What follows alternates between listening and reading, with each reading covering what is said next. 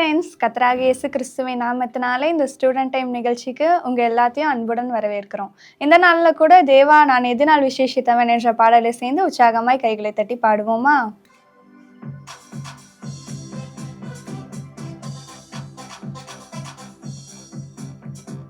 தேவா நான் எதினால் விசேஷித்தவன், ராஜா நான் அதை தினம் யோசிப்பவன். தேவா நான் எதினால் விசேஷித்தவள், ராஜா நான் அதை தினம் யோசிப்பவள். எதினால் இது எதினால் நீர் என்னோடு இருப்பதினால், எதினால் இது எதினால் நீர் என்னோடு வருவதினால். தேவா நான் எதினால் விசேஷித்தவள், ராஜா நான் அதை தினம் யோசிப்பவள். தேவா நான் எதினால் விசேஷித்தவள், ராஜா நான் அதை தினம் யோசிப்பவள். மேக ஸ்தம்பம் மேலிருந்து பாதுகாக்குது, பாதை காட்ட பகல் எல்லாம் கூட செல்லுது.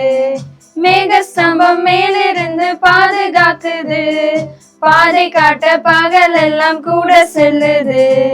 அன்பான தேவன் என்னோடு வருவார், அது போதும் என் வாழ்விலே.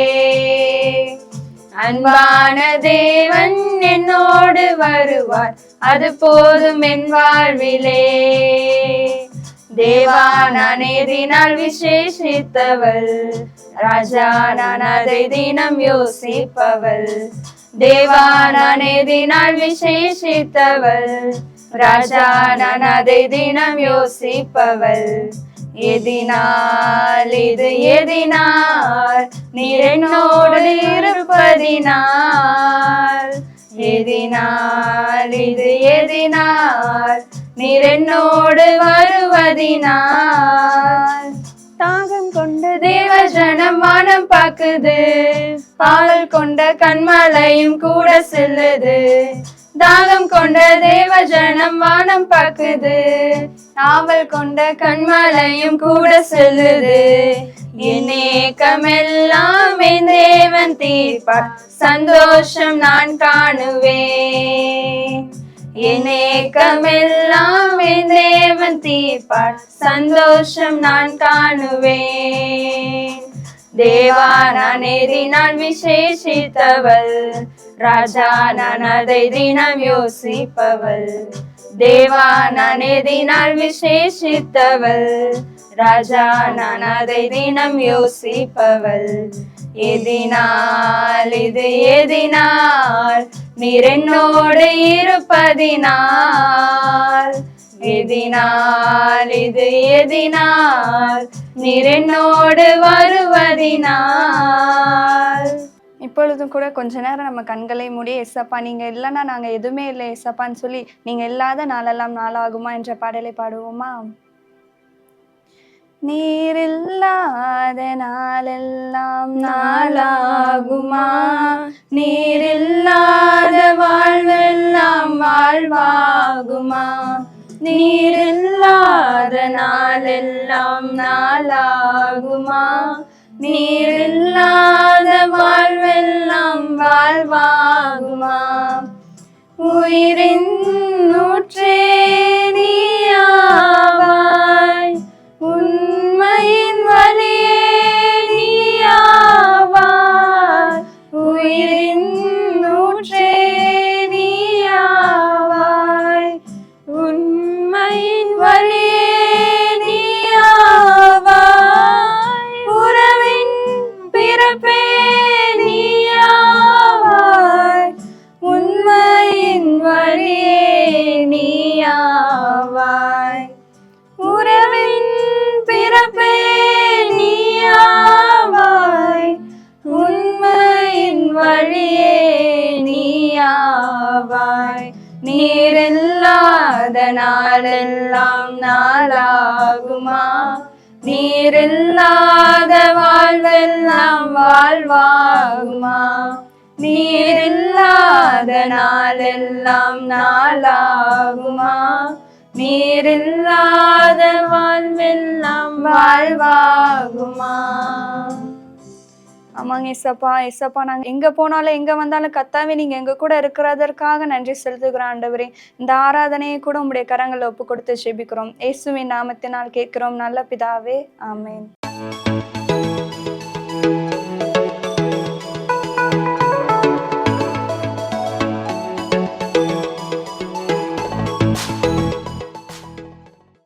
ஸ்டூடெண்ட் டைம் நிகழ்ச்சியில் உங்களை பார்ப்பது ரொம்ப சந்தோஷம்.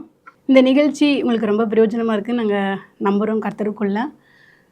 நம்மளுடைய வாழ்க்கையில் நம்ம படிக்கலாம், காலேஜில் இருக்கலாம், அல்லது ஹாஸ்டலில் இருக்கலாம். ஒரு இக்கட்டான சூழ்நிலை வரும் தெரியுமா? அதாவது தோல்வி வர்றதுக்கு முன்னாடி ஒரு பயம் இருக்கும், ஒரு மாதிரியாக இருக்கும் சூழ்நிலைகள் எல்லாம். நம்ம தான் தோற்று போயிட்டோமோ, நம்மளுடைய வாழ்க்கை அவ்வளோதான் முடிஞ்சிருச்சோ, நான் என்ன செய்ய போகிறேன், அடுத்து அதுலேருந்து நான் எப்படி வெளியே வர போகிறேன்னே தெரியாமல் கூட நீ அங்கலாய்க்கலாம். ஒரு இக்கட்டான சூழ்நிலை கட்டாயம் எல்லோருடைய வாழ்க்கையிலும் வரதான் செய்யும்.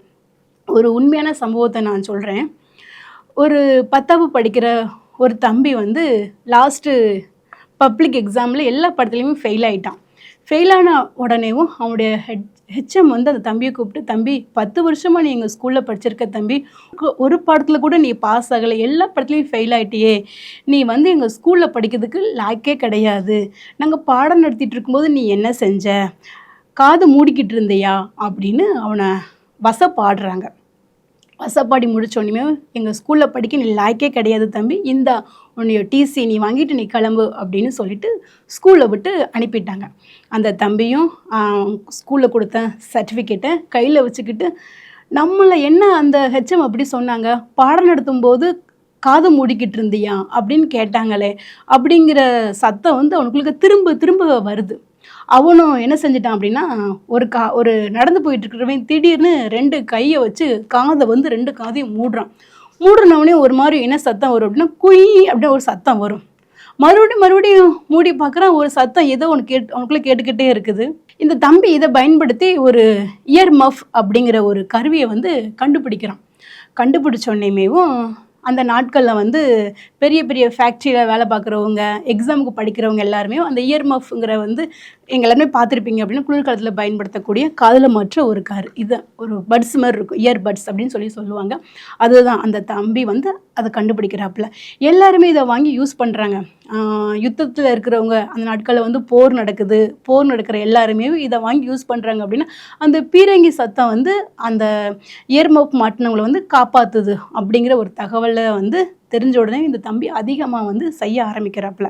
செய்ய ஆரம்பித்தோடனே உனக்கு விற்பனையாகுது. எந்த டீச்சர் நீ லாய்க்கே கிடையாது அப்படின்னு சொன்னாங்களோ அவங்களுக்கு உண்பதாக இவர் ஒரு பெரிய பணக்காரராக மாறுறாரு. அவர் யாருன்னு தெரியுமா? அவர் தான் ஜஸ்டின் கிரீன்வுட் அப்படிங்கிற ஒரு மனிதர். பாருங்கள், இக்கட்டான சூழ்நிலை என்ன பண்ணார் அப்படின்னா, இவர் தன்னுடைய சிந்தனைகளை புதிய காரியத்துக்கு நேராக திருப்பினார். புதிய காரியத்துக்கு நேராக திருப்பதன் நிமித்தமாக இவர் ஒரு புதிய கருவியை உருவாக்குனார். ஒருவேளை உன்னுடைய வாழ்க்கையில் இக்கட்டான சூழ்நிலை வருதா, நீ தவறான முடிவுகளை தயவுசெய்து எடுக்கவே எடுக்காத. எந்த கேள்விகளுக்குமே தற்கொலை தீர்வே ஆகவே ஆகாது. உனக்கு ஏதோ ஒரு சூழ்நிலை, ஒரு இக்கட்டான சூழ்நிலை, ஒரு தோல்வி, ஏதோ ஒன்று நினச்சி நடக்கலை, கிடைக்குதுன்னு நினைக்கிற, ஆனால் அது கிடைக்கல. அந்தமாரி சூழ்நிலை தயவு செய்து நீ தவறான தீர்மானத்துக்கு உன் இருதயத்தை திருப்பாது. அந்த நேரத்தில் நீ அமைதியாக இருந்து கர்த்தருடைய சமூகத்தில் நீ ஒன்று அர்ப்பணித்து, ஆண்டவரே ஒரு புதிய துவக்கத்தை தாங்க அப்படின்னா, நீ இழந்து போன எல்லாவற்றிலும் இருந்து மீண்டு வருவதற்கு ஆண்டவர் உனக்கு உதவி செய்வார். அதேமாதிரி ஒரு புதிய தொடக்கத்தையும் தருவாருங்கிறது சந்தேகமே கிடையாது. அதனால் உனக்கு இக்கட்டான சூழ்நிலை வருதா, முடிவெடுக்க தெரியலையே, அந்த நேரத்தில் ஆண்டவருடைய பாதத்தில் போய் அமர்ந்துரு. ஆண்டவர் கட்டாயம் உனக்கு உதவி செய்வார்.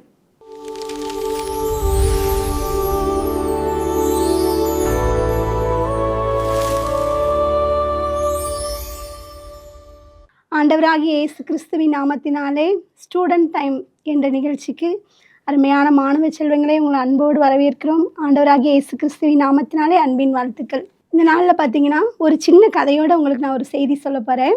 ஒரு பெரிய குளம், அந்த குளத்தில் நிறைய மீன்கள், ரொம்ப சந்தோஷமாக இருந்தது. அப்போ அந்த குளத்து பக்கத்தில் ஒரு கொக்கு ரொம்ப நாளாக சுற்றி வந்துகிட்டே இருந்தது.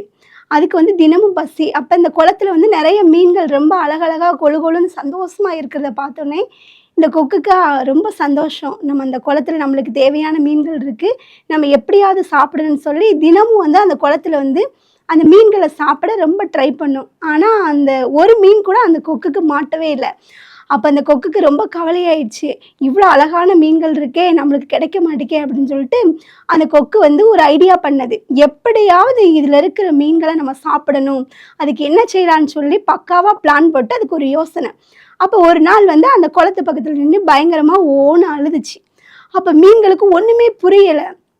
ஏ கொக்கே, நீ இவ்வளோ நாள் சந்தோஷமாக தானே எங்ககிட்ட வந்து நல்லா பேசிகிட்டு இருந்த, இன்னைக்கே நீ ரொம்ப அழுகிற அப்படின்னு மீன்கள் எல்லாம் சேர்ந்து கேட்டோடனே அந்த கொக்கு சொன்னிச்சு, அட மீன்களா, உங்களுக்கு ஒன்று தெரியுமா, இன்னும் கொஞ்ச நாளில் இந்த குளத்துல இருக்கிற தண்ணியெல்லாம் வற்றி போயிடும், நீங்களாம் செத்து போயிடுவீங்க அப்படின்னு சொல்லி இந்த கொக்கு சொன்னோடனே மீன்களுக்கு ரொம்ப கவலையாயிடுச்சு.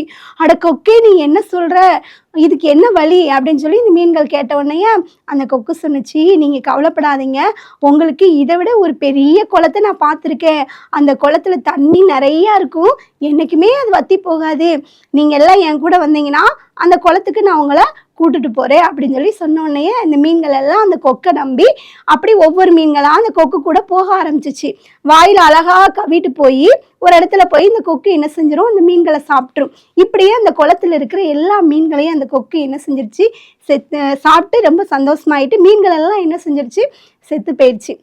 இந்த கதையை கேட்ட அருமையான மாணவ செல்வங்களே, நீங்களும் அப்படிதான். இன்னைக்கு பார்த்தீங்கன்னா நம்ம வந்து யாரை நம்புகிறோம் அப்படின்னு சொல்லி நம்ம என்ன செய்யணும், யோசித்து பார்க்கணும். பாருங்க, இந்த மீன்கள் எல்லாம் இந்த கொக்கை நம்பி போனதுனால தன்னுடைய வாழ்க்கையை என்ன செஞ்சிருச்சு, இழந்து போயிடுச்சு. இன்னைக்கு நம்ம யாரை நம்புகிறோம், இந்த படிக்கிற இந்த வாலிப வயசுல இந்த நாட்களில் உங்கள் நம்பிக்கை யார் மேலே இருக்குது அப்படின்னு சொல்லி நீங்கள் என்ன செய்யுங்க, யோசித்து பாருங்க. உங்கள் ஃப்ரெண்ட்ஸ், இன்னும் மற்றவங்க உங்களுக்கு உலக பிரகாரமாக ஐடியா கொடுக்குற யாரையுமே நீங்கள் என்ன செய்யாதீங்க, நம்பாதீங்க. அந்த ஐடியாக்கள், அந்த நம்பிக்கையெல்லாம் ஒரு நாள் உங்க வாழ்க்கையை என்ன செஞ்சிடும், அழிச்சிடும். வேதத்துல ஒரு வசனம் இருக்கு, எரேமியா 17ஆம் அதிகாரம் 7வது வசனம், கர்த்தர் மேல் நம்பிக்கை வைத்து கர்த்தரை தன் நம்பிக்கையாக கொண்டிருக்கிற மனுஷன் பாக்கியவான் அப்படின்னு சொல்லி ஆண்டவர் அழகா நம்மளுக்கு ஒரு வசனத்தை என்ன செஞ்சிருக்காரு, கொடுத்திருக்காரு.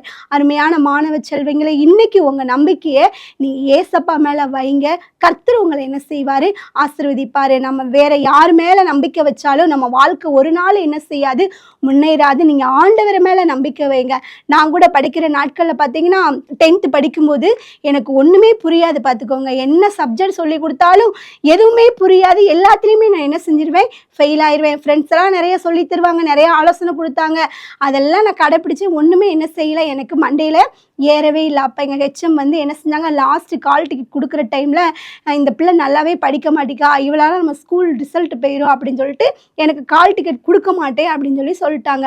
அப்போ தான் எனக்கு மண்டையில் உதிச்சது. நான் வந்து கிறிஸ்துவ குடும்பத்தில் பிறந்த பிள்ளை தான், ஆனால் ஏசப்பாவை நான் நம்பினதே கிடையாது. அப்போ வந்து அந்த சூழ்நிலை பார்த்தீங்கன்னா நான் ஆண்டவர்கிட்ட போய் ஜோம் பண்ணேன், ஏசப்பா நான் இன்னைக்கு நான் உங்களை நம்புகிறேன்ப்பா, நீங்கள் உயிருள்ள கடவுள்னு சொல்லி நான் உங்களை நம்புகிறேன், நீங்கள் எனக்கு நல்ல ஞானத்தை தாங்க ஏசப்பா. எங்கள் ஹெச்எம் எனக்கு கால் டிக்கெட் கொடுக்க மாட்டேன்னு சொல்கிறாங்க, என்னோட படிப்பு வீணாக போயிடும், நான் எல்லா சப்ஜெக்டையும் ஃபெயில் ஆகிறேன், நானும் ட்ரை பண்ணி படிக்கிறேன், என் மண்டையில் ஒன்றுமே எனக்கு ஏறவே மாட்டேங்க அப்படின்னு சொல்லி நான் ஆண்டவர்கிட்ட அழுது நான் ஜோம் பண்ணேன். ஒவ்வொரு எக்ஸாம் எழுத போயில நைட்டெல்லாம் எல்லாரும் படிப்பாங்க, நான் வந்து படிப்பேன், ஆனால் படிப்பதை விட இப்போ 1 மணி நேரம் படிக்கிறேன்னா 1.5 மணி நேரம் ஜோம் பண்ணுவேன். இப்படி தான் கொஞ்சம் படிக்க நிறைய ஜோம் பண்ணேன். இப்படியே நான் ஆண்டவர்கிட்ட ஜோம் பண்ணி கடைசியில் பார்த்தீங்கன்னா 10th எக்ஸாம் எழுதினேன். 10th எக்ஸாம் எழுதி ரிசல்ட் வரும்போது நான் வந்து கிட்டத்தட்ட 350 மார்க்கு. எங்கள் ஹெச்எம்ஏ என்ன செஞ்சாங்க, ஆச்சரியப்பட்டாங்க. எல்லா சப்ஜெக்ட்லேயும் ஒரு வருஷம் ஃபுல்லாக டீச்சர்ஸ் நிறைய பாடங்களை எனக்கு சொல்லி கொடுத்து ரொம்ப பிரயாசப்பட்டிருக்காங்க. ஆனால் நான் பாஸ் ஆனதே கிடையாது. நான் ஜோம் பண்ணி எக்ஸாம் எழுதும்போது ஆண்டவர் மேலே நம்பிக்கை வச்சு நான் பிரயாசப்படும் போது ஆண்டவர் எனக்கு ஒரு நல்ல மார்க்கை என்ன செஞ்சாங்க, கொடுத்தாங்க. அருமையான மாணவர்களை, நீங்கள் ஆண்டவரை நம்பி ஆண்டவருக்குள்ளே நீங்கள் உங்கள் காரியங்களை சொல்லும்போது கர்த்தர் உங்கள் வாழ்க்கையில் எல்லாத்தையும் ஜெயமாக என்ன செய்வார், முடிய பண்ணுவார். இந்த வாலிப நாளில் நீங்கள் யாரையுமே நம்பாதீங்க. வாலிபத்தை அழிக்கிற நிறைய காரியங்கள் நம்மளை தேடி வரும். நீங்கள் எதையுமே நீங்கள் வந்து என்ன செய்யாதீங்க, நம்பாதீங்க. ஆண்டவரை நம்புங்க. என்னோட வாழ்க்கையில் நான் தான் முதல்ல ஏசப்பா ஏசப்பாவை நம்பினேன், ஆண்டோட்ட ஜெபம் பண்ணேன், என்னுடைய வாழ்க்கையை நான் அர்ப்பணிச்சேன். அருமையான தம்பி தங்கச்சி, நான் 10th முடிச்சுட்டு அதுக்கப்புறம் நான் பைபிள் காலேஜ் படித்தேன், அதுக்கப்புறம் ஊழியத்துக்கு போனேன். என்னோட வாழ்க்கையில் நடந்தது என்ன தெரியுமா? அடுத்து நான் 4 வருஷம் பைபிள் காலேஜில் நல்ல மார்க் வாங்க ஆண்டவர் உதவி செஞ்சார். அதுக்கப்புறம் நான் ஊழியம் செஞ்சேன். இன்னைக்கு என்னுடைய குடும்பத்தை ஆண்டவர் ஆசீர்வதிச்சிருக்காரு. எனக்கு நல்ல திருமண வாழ்க்கையை கொடுத்துருக்காரு, 2 கண்மணி பிள்ளைகளை கொடுத்துருக்காரு. என்னோட தனிப்பட்ட வாழ்க்கையில நிறைய ஆசீர்வாதங்களை கொடுத்துருக்காரு. அது மாத்திரம் இல்லை தம்பி தங்கச்சி, என்னோட குடும்பத்தில் நடந்தது என்ன தெரியுமா? என்னோட தம்பி நல்லா படிச்சு அவன் ஸ்கூல்ல ஃபர்ஸ்ட் மார்க் எடுக்க ஆண்டவர் உதவி செஞ்சார். இன்னைக்கு பார்த்தீங்கன்னா EEE முடிச்சு அவன் ஃபாரின்ல 2 லட்ச ரூபா சம்பளம் வாங்குறான், நல்ல ஒரு நிலைமையில இருக்கான். என்னோட தங்கச்சி 3 டிகிரி முடிச்சு இன்னைக்கு ஸ்கூல்ல டீச்சரா ஒர்க் பண்றா. ரொம்ப கஷ்டப்பட்ட குடும்பம், ரொம்ப ஏழ்மையான குடும்பம், குடிகார அப்பா. ஒரு காலத்துல பார்த்தீங்கன்னா இந்த குடும்பம்லாம் வருமா அப்படின்னு சொல்லி எங்க ஊர்ல நிறைய பேர் நினைச்சாங்க. நடந்தது என்ன தெரியுமா? நான் ஏசப்பா மேல நம்பிக்கை வச்சேன், ஆண்டவர்கிட்ட நான் ஜெபம் பண்ணதுனால, அவருடைய ஊழியத்துக்கு நான் வந்ததுனால என்னுடைய குடும்பத்தை ஆண்டவர் பிளஸ் பண்ணார். ஒரு நாள் எங்க ஊர்ல இந்த குடும்பம் வளருமா அப்படின்னு நினைச்ச நபர்கள் மத்தியில இன்னைக்கு இந்த குடும்பத்தை ஆண்டவர் எப்படி தெரியுமா வச்சிருக்காரு? எங்க குடும்பத்தை இவங்களா ஒரு காலத்துல இப்படி இருந்தாங்க, இன்னைக்கு இப்படி இருக்காங்களே, இவங்க ஏசப்பாக்குள்ள வந்ததுனால ஆண்டவர் இன்னைக்கு இப்படி வச்சிருக்காருன்னு சொல்ற அளவுக்கு ஆண்டவர் என்னுடைய குடும்பத்தை பிளஸ் பண்ணி ஆசீர்வாதமா என்ன செஞ்சிருக்காரு? வச்சிருக்காருங்க. அநேகருக்கு கொடுக்கிற கடங்களா என்னுடைய குடும்பத்தை ஆண்டவர் வச்சிருக்காரு. அருமையான தம்பி தங்கச்சி, உனக்கு அக்கா கண்ணீரோடு சொல்றேன், நீங்க இந்த வாழ்க்கையில இந்த படிக்கிற நாட்கள்ல இந்த வாலிப வயசுல நீ ஆண்டவரை மட்டும் நம்பு தம்பி தங்கச்சி, வேற யாரையுமே நம்பாதீங்க, வேற யாருடைய ஆலோசனையும் நீங்க கேட்காதீங்க. ஆண்டவர் சமூகத்துல ஜெபம் பண்ணுங்க. உங்களுக்கு படிக்க முடியலையா? அவங்க குடும்பத்துல கஷ்டம் இருக்கா? அவங்க அப்பா குடிக்கிறாங்களா? உனக்கு நிறைய போராட்டங்கள் இருக்கா? எல்லாத்தையும் ஆண்டவர் சமூகத்துல சொல்லி, ஏசப்பா நான் உங்களை நம்புறேன், நீங்க எனக்கு உதவி செய்யுங்கப்பா, நீங்க அற்புதம் செய்யுங்க, நான் படிக்கணும், ஒரு நல்ல நிலைமைக்கு வரணும், இந்த சமுதாயத்துல அநேகருக்கு நான் ஆசீர்வாதமா இருக்கணும் ஏசப்பா அப்படின்னு சொல்லி நீங்க ஆண்டவர் மேல நம்பிக்கை வச்சு உங்க காரியத்தை எல்லாம் நீங்க ஏசப்பா கிட்ட சொல்லி நீங்க ஜெபம் பண்ணி பாருங்க. நிச்சயமா அக்கா உங்களுக்கு ஒரு சாட்சி. இன்னைக்கு ஆண்டவர் என்னை தலைக்கும்படி வைத்திருக்கிறார். இதே போல உங்களையும் அநேக மாணவர்களுக்கு, அநேக மாணவ செல்வங்களுக்கு உங்களையும் ஆண்டவர் ஆசீர்வாதமா வைப்பார். தம்பி தங்கச்சி, இந்த நாள்ல நம்ம கண்களை மூடி ஜெபம் பண்ணலாமா? ஆண்டவரே உங்களை துதிக்கிறோம் அப்பா, ஸ்தோத்திரிக்கிறோம் ஐயா. இந்த ஸ்டூடெண்ட் டைம் என்ற நிகழ்ச்சியில ஆண்டவரே அப்பா, அந்த நிகழ்ச்சியை பார்த்து கொண்டிருக்கிற உங்களுடைய வார்த்தைகளை கேட்டுக்கொண்டிருக்கிற ஒவ்வொரு பிள்ளைகளையும் ஆண்டவரே நாங்க தேவ சமூகத்துக்குள்ள நாங்க அர்ப்பணிக்கிறோம் அப்பா. என்னுடைய வாழ்க்கை இவ்வளவுதானா?